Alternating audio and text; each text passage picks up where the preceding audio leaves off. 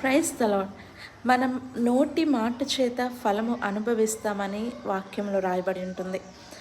అయితే నేను ఒక్క మాట మీతో షేర్ చేసుకోవాలనుకుంటున్నాను. దానికి ఎగ్జాంపుల్ చెప్పాలనుకుంటున్నాను. ఏంటంటే, మనము కొన్నిసార్లు అవునుగాక లేదా ఆమేన్ అంటే అవునుగాక అని అర్థం. జరుగునుగాక అని పలికేస్తూ ఉంటాం. అంటే అది జరిగిపోతుంది, జరుగుతుంది అని నిశ్చయంగా నమ్మి గాక అంటాం అనమాట. అది ఖచ్చితంగా జరగాలి అని నమ్మి గాక అని పలుకుతాం అనమాట. అయితే కొన్నిసార్లు మన శత్రువుల విషయంలో మనం అలా మాట్లాడుతూ ఉంటాం. వాడు నాశనం అయిపోను గాక సంథింగ్ ఇలా గాక అనే వర్డ్ని యూజ్ చేస్తుంటాం. అంటే జరగాలి ఖచ్చితంగానే యూజ్ చేస్తూ ఉంటాము.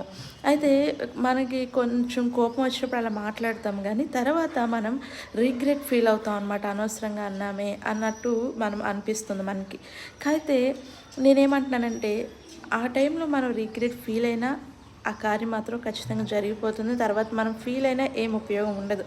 ఉదాహరణకి చెప్తాను చూడండి. దావీదు గారు నాబాలు గారికి పొలం కాపర్లకి ఎంత మేలు చేశారో బైబిల్లో మనకి వాక్యం చదివితే అర్థమవుతుంది.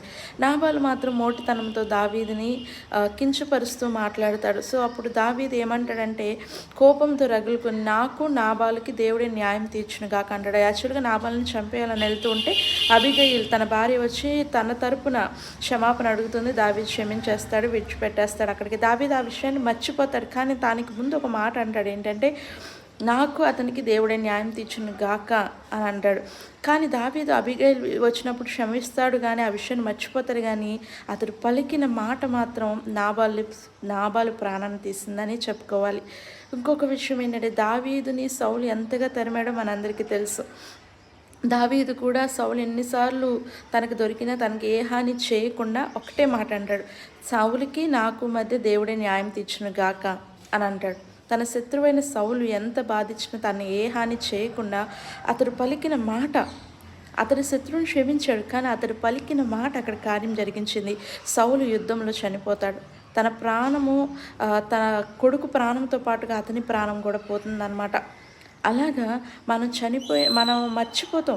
ఆ మాట అనేసి మనం మర్చిపోతాం, కానీ మనం పలికిన మాట మాత్రం అక్కడ కార్యం జరిగిస్తుంది. సో మీరు మంచి విషయాల్లో ఆ మాటని గాక అనే వర్డ్ని యూజ్ చేస్తున్నారా? చెడ్డ విషయాలకి ఎవరైనా తిట్టడానికి ఆ మాట యూజ్ చేస్తున్నారనేది ఒక్కసారి ఆలోచించుకోండి. ఎందుకంటే మనం పలికిన మాట మన పక్షమున కూడా సాక్ష్యం ఇచ్చిద్దని మాత్రం తప్పకుండా దీన్ని బట్టి మనం అర్థం చేసుకోవాలి.